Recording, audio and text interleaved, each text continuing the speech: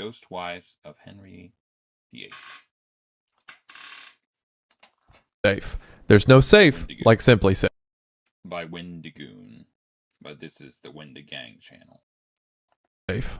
When you think There's no safe like Simply Safe. of a haunted house, you might think of creaky floors, flickering lights, maybe a door slamming itself shut in the middle of the night. Or maybe that I don't like to think about creepy houses. classic trope where someone looks into a bathroom mirror, bends over to wash their face, and boom, looks back up into a jump scare of a ghost standing behind them. You wonder how many of those things were just created for cinema.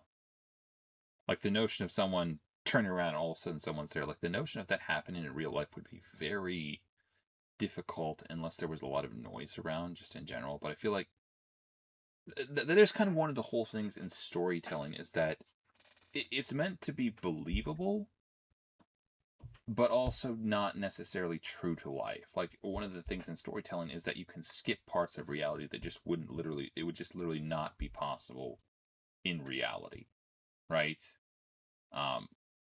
But because of that, you can make things like horror seem believable, but yet it wouldn't really happen in real life. It's like plausible-ish, if that makes sense. Like it's kind of pseudo-reality. That's what I tend to think of it as being. It's meant to be kind of in that category. It's like life is kind of boring, honestly. So the notion of just writing a story that's completely true to life is very boring. But if you write a story that's, again, pseudo-reality, that if you look, there's a sweet spot there where it doesn't take you out of it, but yeah, you still don't have to deal with all the boring parts of life. That would be the in-between parts of the story. Session with haunted spaces gives us a chance to confront and explore our primal fears and satisfy curiosities of the dark unknown. just FYI, I hate horror stuff. I already probably, well, I guess I don't know if I do it a lot, but I'll still sometimes check the back seat of my car because I'm like, oh my goodness, someone's gonna be hiding back there. So I don't think I would deal well with horror movies. And there's usually some awful reason why the place is haunted in the first place. A violent tragedy that happened some years ago with residual unresolved trauma, inviting evil spirits to haunt the living. Perhaps what is this? This isn't like an AR-15, is it? The stock looks wrong for that. That looks like it's some sort of action mechanism. Isn't... I'm thinking there was some sort of Swiss thing that was maybe along those lines. Looks like some sort of European design, maybe. it was Victorian-era literature that first reinforced this obsession. Folklore usually insists these spooky insights are a reflection of society's anxieties and flawed morality. But what if I told you that several haunted houses, specifically famous castles and halls, could be traced back to one source? One man, determined to immortalize his legacy and reign, who left a trail of dead wives behind. Wives How delightful.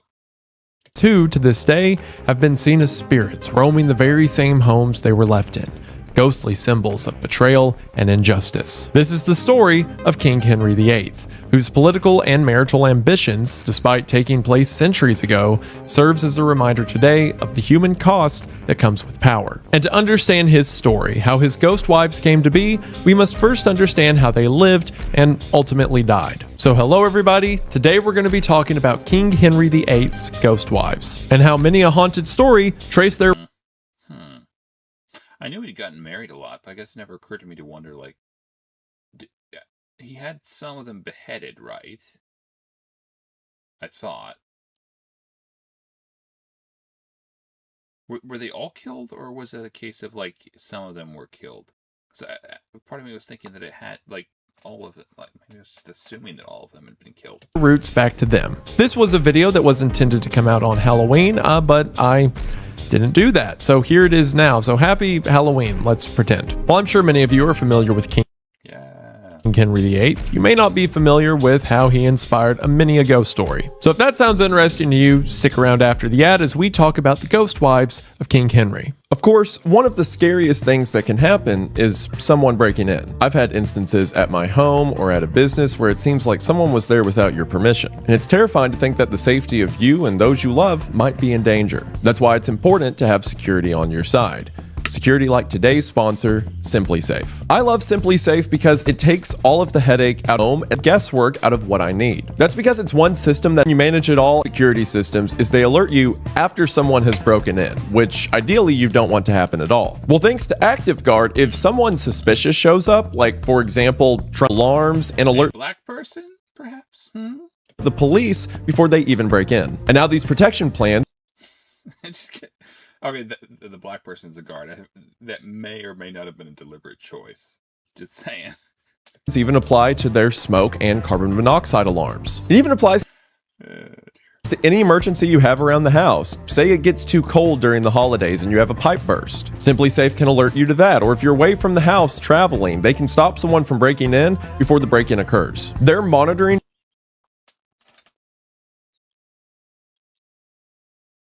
Is that this guy? Is he the one pretending? plans start at around $1 a day. And for the holiday, Simply Safe is offering up to 60% off on their products. Your security matters, and when it comes to being safe, you might as well make it simple. So if you want to get in on this offer, then now's the perfect time. That's because you can save 60% off, get your first month free. That is right, 60% off and your first month free. All you have to do is head to the link in the description at simplysafe.com/wentagang to customize your plan today. And remember, there's no safe like Simply Safe. Thank you There's no safe like Simply Safe. all for watching the ad. Thank you to Simply Safe for sponsoring the channel. We are now back to the video. We are going to go ahead and get into it, but as always, thank you for watching. Like most emotionally stunted men, we're not going to start with the man himself, but instead, his family. In January of 1486, Henry VII of Lancaster and Elizabeth of York were married. It was a monumental event that united two major families that had been fighting each other for years. This period of civil wars in England, called the War of the Roses, involved the House of Lancaster. I think Game of Thrones was based off of that type of era. Like, obviously, it's a fictional world, but I think it was kind of based in that type of notion. Lancaster, symbolized by a red That type of scenario. No, I'm pretty sure it was loosely based off the War of the Roses. I think he also stole some stuff from the Wheel of Time as well, Game of Houses, etc., etc. He was I've heard that he was perhaps less original than maybe some people would have it. Is a reappropriator of stuff. He might have also taken some stuff from Lord of the Rings as well. I think his notion was that he had to deconstruct Lord of the Rings and show the real gritty. Yeah, I don't know if I want a real gritty. I don't know if I want Lord of the Rings destructive. Deconstructed. Yeah, first try. Rose and the House of York, symbolized by a white rose. Their battle for the crown started with King Henry VI of Lancaster, whose weak and ineffective rule created political instability and disputes between the noble factions. This fostered ambitious claims to the throne and feuds over governance, as economic woes lingered from the 100 Years' War with France, and on top of that, privatized armies further fueled these conflicts. One privatized armies. What could possibly go wrong? Claim by Richard, the Duke of York, followed by his son Edward IV, led to brutal battles, including the Battle of Towton in 1461, which was, quote, probably the largest and bloodiest battle on English soil. Basically, the whole region was still in recovery from its war with France, and a bunch of rich families were able to hire private armies to carry out their campaigns. But it delightful for them. would be at the Battle of Bosworth Field. Wait, when did the whole notion of feudal systems, when did that go away? I know at some point, was it Oliver Cromwell or whatever, that the Protestant dude, I think, had kind of taken over, or Anglican, I'm not for sure which. Puritans? I don't know. At some point, kind of a religious theocracy had taken hold, I believe. I'm not sure exactly when that was in regard to this, though. And I'm not for sure exactly at what point it would have become exactly a constitutional monarchy or something like that, either. in 1485, when Henry Tudor, who would later go on to be known as Henry VII, that a battle would occur that would end the War of the Roses. There, Henry VII defeated the last Yorkist king, and thus began the Tudor dynasty. Henry's marriage to Elizabeth of York not only united the warring houses, but ushered in an era of political stability and centralized royal authority in England. The Tudor monarchy helped take England from medieval factional warfare to a period of I often wonder, like, what would be resolved if you just forced the person who was going to start a war to go out on the front lines, like, just ceremonially, the person who's the one who initiates it. Of course, then they would just have like probably some sort of, patsy initiate the war or something like that. I don't know. I've thought of this with regards to the whole Israel thing, where they were using pagers to blow up people's nether regions or whatever. I take that back. It wasn't with regards to that particularly, but with regards to their kind of the way they had gone about fighting Hamas or whatever, where they would very specifically target the leaders. It feels like at that point, if you're specifically targeting the leaders of a movement, they might just have some sort of puppeteer, like a figurehead that does the actual leading while the real people are behind the scenes doing whatever. But it feels like just in regards to morale, that wouldn't be the greatest thing. Like, people, soldiers, movements, etc., they do get attached to the figurehead, and it's one of those things, if the leader keeps getting killed, might not be the greatest for morale, generally speaking. So I don't know. I don't know if killing the leadership is a good strategy. Probably to some extent, of religious reform, exploration, discovery. How do we get there, anyways? It was a bit of a tangent. And a cultural renaissance. Even if, he had to kill Elizabeth's family member to take that throne, now they're married. And everyone has one king, so good, right? And they lived happily ever after. Well, Henry VII and Elizabeth had two sons, Arthur and Henry, who would later become Henry VIII, our central figure to this story. This new generation symbolized the next step forward. For whatever reason, I was just thinking that this was Henry VIII. For a promising, united England, and both boys were raised to become the rulers that the country would need. As the firstborn son, Arthur was groomed to become the next king from the time he was a toddler. Even his name, Arthur, was given to him, quote, to evoke memories of the great British king. Or, the guy in Camelot with a round table full of knights. So, a sword that he pulled out of stone. Or alternatively, okay, so he was alternatively given the sword by the Lady of the Lake. I was just remembering the Monty Python. Moisin Ben Sterling scimitars is no system of something. It's not a model for a system of government or something like that. See the violence inherent in the system.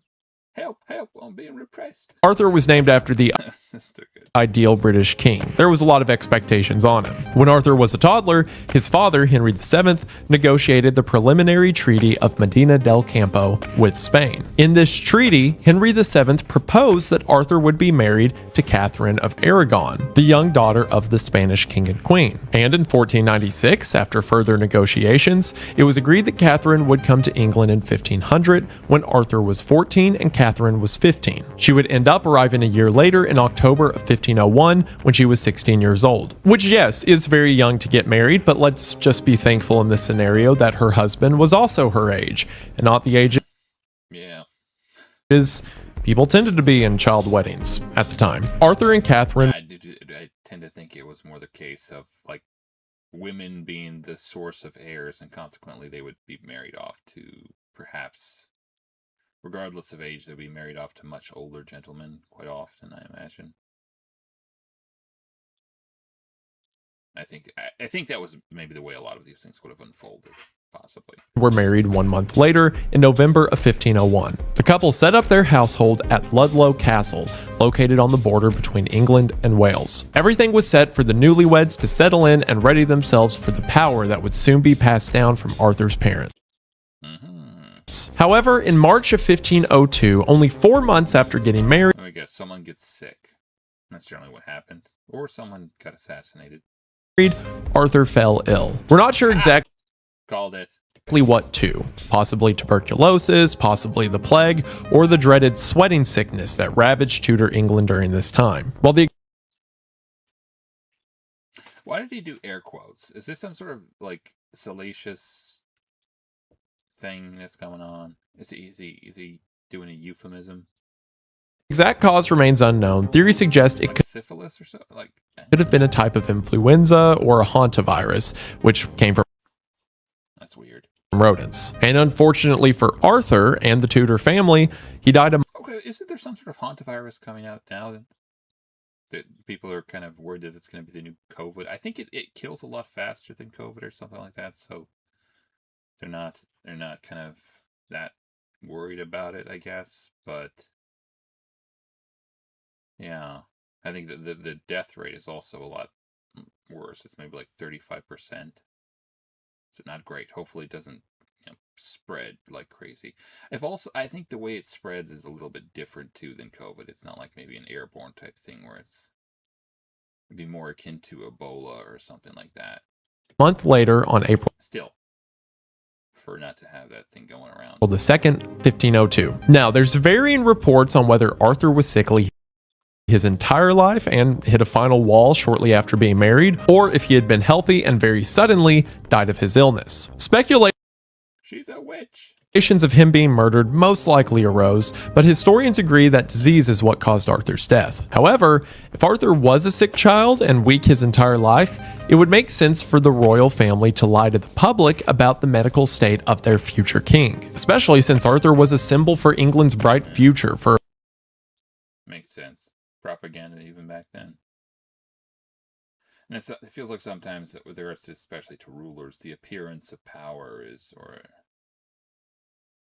perhaps more important than the power itself. Sometimes there's they need to. No, never mind. peaceful and flourishing England post-War of the Roses. Regardless, his young bride Catherine was now left a teenage widow in a foreign country. However, despite Arthur being dead, both England and Spain wanted to continue their alliance through marriage. So, the kingdoms agreed to have Catherine remarry Henry VIII once he was of age. And since Arthur's dead, Henry VIII is next in line for the throne. But in addition to Arthur's mysterious illness, rumors soon emerged surrounding his marriage to Catherine. Firstly, Catherine insisted that she never consummated her marriage to Arthur. We'll get more into this later as it relates to her marriage to Henry VIII, but her claim is especially important under Catholic law, at least, Catholic law at the time. Under this law, if Catherine did consummate her marriage to Arthur, that would make Catherine and Henry VIII brother and sister. And okay, I guess that makes sense. I'd never really thought of that as being a thing, but, hey. Their subsequent marriage would be considered incestuous, invalid, and gross. For those that don't know, around this time, it was very important in royal courts that newlyweds do. Look, the whole notion of the royals being crazy about no, you can't be incest. I don't know. They were the most inbred group of people ever, but I guess that was cousin marriage or some crap like that. Still, feels like them falling all into a tizzy over the notion of incest would be. Especially in this scenario, which is not really incest at all. It's a marriage to one's. I wouldn't see it as incest in any case.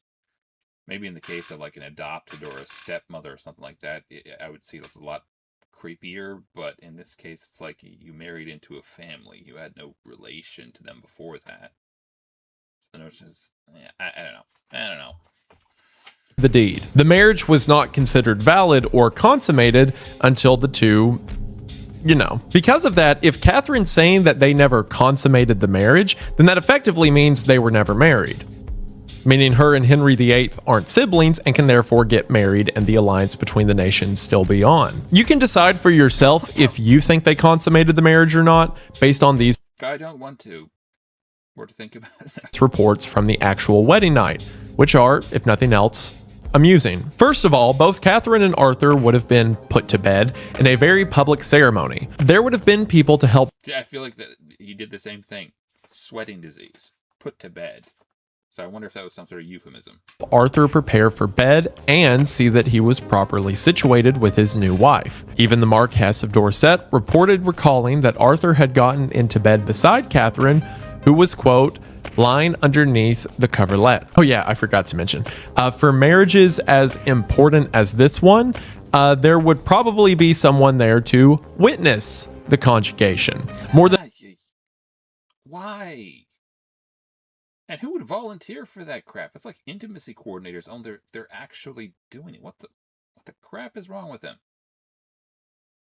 Pervert. likely multiple people to prove that, the marriage is actually valid and all, which is funny until you remember that these were 15 and 16-year-olds. And then it is once again gross. In the books, yeah, I thought it was gross to start.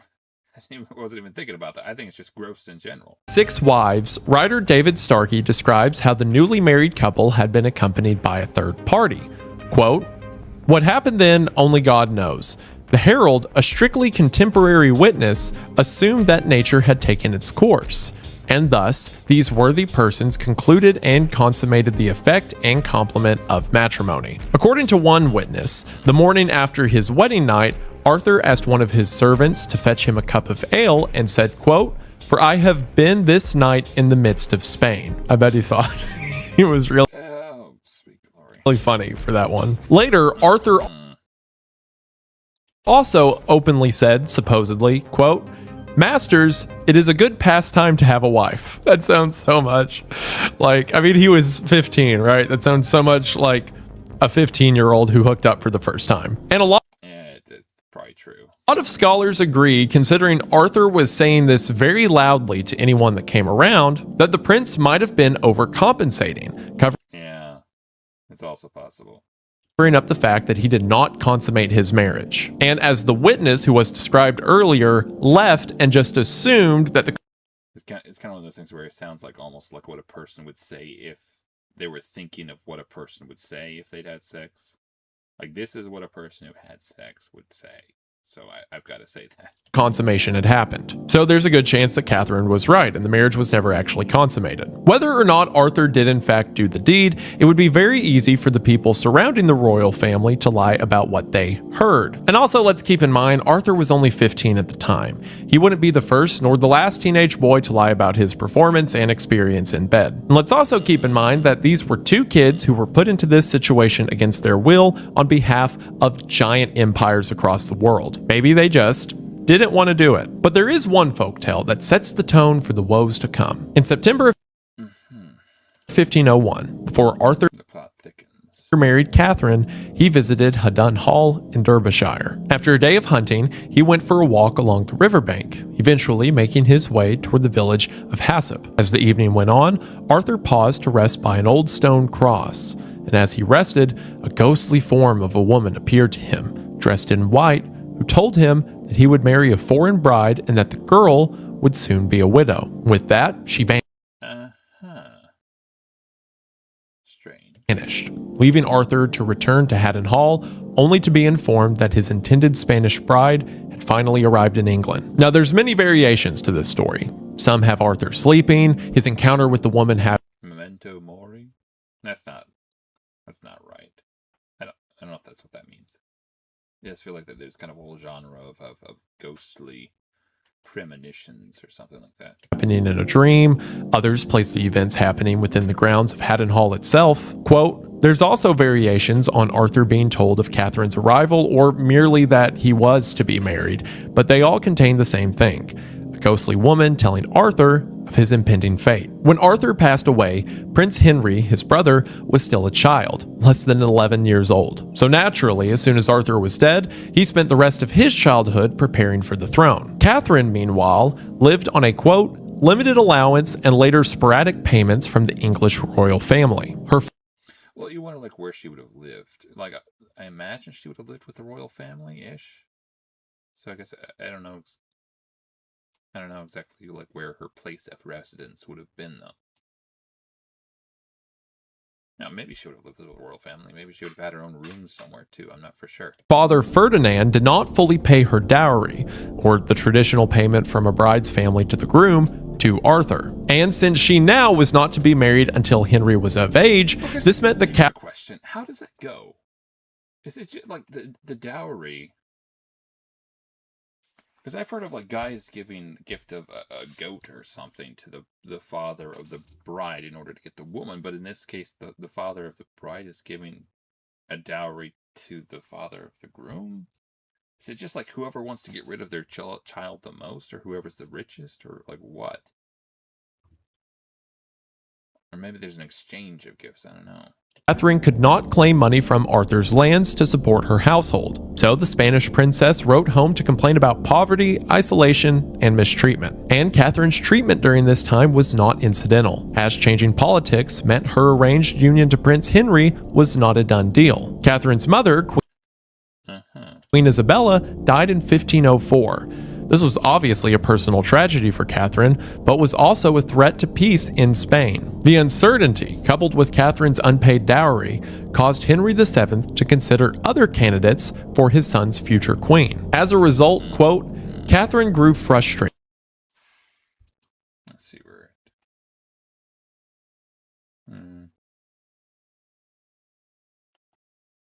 As he, quote, excelled in book learning, princess, fish. And according to the historic royal palaces, quote, other historians believe that the new king was actually in love with the strong-willed and intelligent princess. Either way, as was the ducal play of brothers Arthur and Henry VIII's father, King Henry VII, died on April 21st, 1509. So, at only 17 years old, Henry VIII ascended to the throne, and, quote, within days of his father's death, Henry chose the 24-year-old Catherine of Aragon as his queen. Now, some historians claim that the political play of a Spanish alliance with Catherine's powerful and well-connected family was too good to pass up, and that it's always kind of a weird thing. Like, I hate the notion of being wealthy and having that as being a factor in the woman who would want me or something like that. Like, I guess maybe women would feel a similar way with regards to their own like beauty or something like that, but it feels like to some extent with regards to the person you want to choose to marry, you want them to like you for the right reasons, if that makes sense. It's the whole notion of, in the case of royals, I don't know, you could see that as being very annoying. Henry was just honoring his father's dying wish. And according to the historic royal palaces, quote, other historians believe that the new king was actually in love with the strong-willed and intelligent princess. Either way, as for the new king, when Henry ascended the throne, he, quote, promised England the joys of spring after the long winter of Henry VII's reign. Henry proved to be the hotter and smarter brother, as he, quote, excelled in book learning as well as in the physical exercises of an aristocratic society. At 6 feet tall, he was powerfully built and a tireless athlete, huntsman, and dancer. And, you know, unlike his brother, he had a pulse. Publicly, Henry VIII What a benison. had all the makings. What a blessing. Of a perfect partner for the young widow. And she said that her and his brother never consummated the marriage, so real convenient they're not siblings. The two married on June 11th, 1509, and were devoted to each other for many years. All was well. In fact, Henry trusted Catherine to act as regent while he was fighting in France. This meant might be the last one of his wives that he trusted. Catherine, like, at what point did he start killing them? Was temporarily in charge and could rule on behalf of her husband. During this time, she successfully managed the kingdom and mobilized troops to defeat an invading Scottish army at the Battle of Oh yeah, boss babe. You go, girl. Flodden in 1513. And it was in this battle that the Scottish king... It's kind of a nice claymore, I think. That's what that one would be. They have a very distinctive kind of cross guard as well as... I think that's how you'd almost recognize it, though. Yeah, they have a very distinctive cross guard. I'm not sure the pommel would also be distinctive. That's a falchion, I think. James IV was killed. Catherine even left her safe haven of London to, quote, ride north with over 1,500 sets of armor for her troops. Once Oh. Look at her go. That's very nice of her. Defeated, Catherine reportedly sent the Scottish king's bloodied cloak to her husband, Henry. Quote from the historic royal palaces, she wanted to send James's body too, but remarked that, quote, our Englishmen's hearts would not suffer it. So not only did he seem to trust her, but she led a successful defense and killed the enemy king, and then sent the war trophy to her husband. That is, by, medieval English So romantic. definition, hot. Actually, that's hot to me today, too. While Catherine's prowess as a leader and partner to Henry VIII was without question, she still had one duty left to fulfill as queen: provide her husband with male heirs. Between 1510 and 1518, she suffered multiple stillbirths and miscarriages. That's unfortunate. The number That's kind of weird too, because like she would be like of age. I could imagine. I know that like the infant mortality of premature pregnancies or like young pregnancies is pretty high. It's dangerous for the mother and the child involved. But like sure, like she was 24 when they got married, so she would have probably been more in the sweet spot for childbirth. But maybe it was just more dangerous back then. number of times Catherine became pregnant is unknown, but the closest she got to providing a son was in 1511. It was then that she gave birth to Prince Henry, Duke of Cornwall. The christening celebration included a lavish tournament at Westminster. But sadly, the baby died at just 52 days old, leaving the royal couple devastated. In 1516, 5 years later, Catherine gave birth to Princess Mary, who would later become Mary I. She would be Catherine's only child to survive to adulthood. Both Henry VIII and Catherine adored their daughter, yet Henry was still anxious for a boy. 2 years later, in 1518, Queen Catherine would endure her last pregnancy. The child, a daughter, did not survive. It's most likely that this final stillbirth may have been the breaking point for Henry and Catherine's relationship. The king was known to have Okay, so she didn't die in childbirth. Okay. That's somehow probably less good, but less sad as well. affairs, notably with Lady Elizabeth Blount, with whom he had an illegitimate son in 1519, Henry Fitzroy. The affair began around 1514, and Blount was a young maid of honor at court when she caught Henry's attention. The affair lasted several years, which was long compared to the king's other infatuations. As for Henry Fitzroy, King Henry VIII not only recognized him, but gave him the title of Duke of Richmond and Somerset, something That's cool. Yeah. rare for a child born out of wedlock. Not cool that he had an affair, but, cool that he was nice to the child. The affair ended soon after the birth of their son, and Blount ended up being married off to someone else, most likely because she had lower noble status. This public acknowledgement was important and set a precedent for the king's actions to come, as it showed that he was capable of fathering a healthy son. And the reason for not producing a legitimate male heir with Queen Catherine was the fault of the queen, or at least that was the idea. However, this affair paled in comparison to what was coming next. Anne Boleyn arrived at the royal court in 1522 as one of Catherine's ladies in waiting. Essentially, she was one of the queen's female personal assistants who helped with dressing, personal care, and managed her correspondence. Anne was raised and educated in the Netherlands. It occurs to me that the notion of like a whole bunch of people getting together with nothing to do pretty much at court or whatever the case was like, yeah, what could possibly go wrong? Idle hands are the devil's playground, so they say. And France, the latter of which saw her develop a strong interest in literature, music, art, and religious philosophy. Her views on religious reform would be instrumental in her later relationship with Henry VIII. When she arrived in England...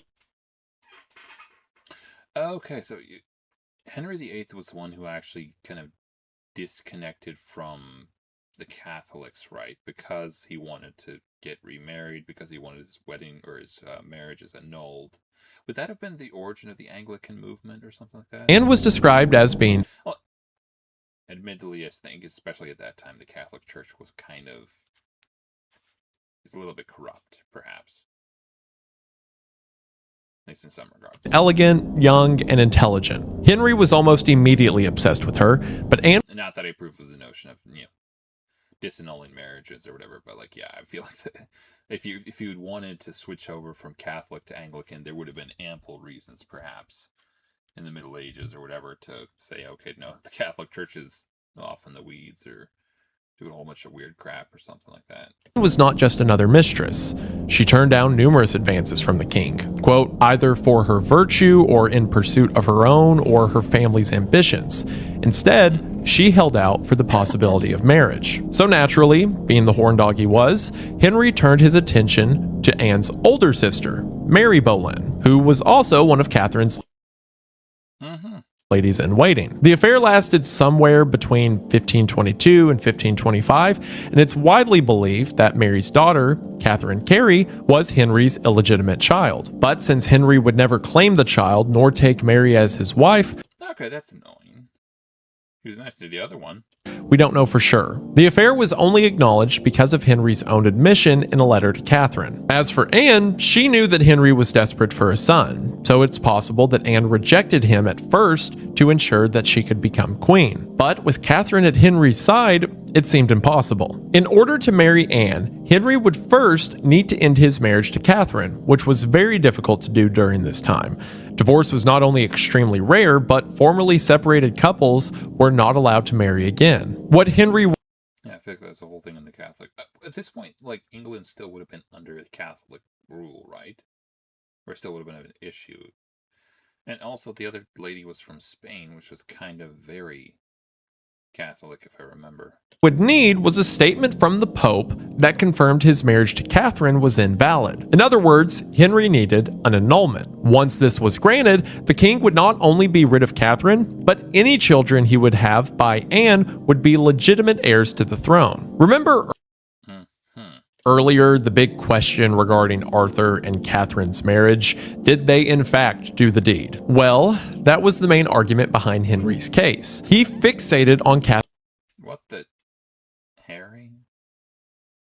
Catherine's marriage to Arthur and whether she had even consummated their relationship. Deep examination into his brother's supposed sex life would be incredibly weird for most people, but it was entirely on the table for Henry. Okay, so he's trying to prove that his brother did in fact have sex, and therefore the marriage was incestuous, therefore invalid. Okay, got it. If Henry could just prove You clever bastard. that his dead brother Arthur had actually had sex with Catherine, then he could argue he married his own sister and was therefore guilty of incest, which is considered a serious sin in the church, and also, once again, seriously gross, and considered seriously gross by me. This would then make Henry's marriage to Catherine illegitimate, despite the Catholic Church allowing the union to happen. So in other words, if Henry can prove that Arthur slept with Catherine, it would make his current marriage retroactively null and void, which, you know, loving husband and whatnot. Henry had Cardinal Wolsey appeal to the Pope on his behalf,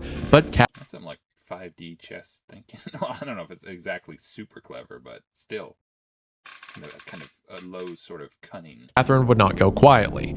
She was the Queen of England and deeply believed that the throne was her divine duty, as was her promise to God to be Henry's wife. More so, Catherine wanted to protect her daughter Mary from being declared illegitimate, which would happen if the marriage was considered null. If not already evidenced by her leadership qualities as a regent, Catherine was a, quote, proud and intractable woman who would carry on war against him for her child. She had very powerful allies and appealed to her nephew, the Holy Roman Emperor Charles V, to support her case to the church. In 1529, she appeared in court at So, yeah, I'm thinking Holy Roman Emperor would have been an Italian thing at this point.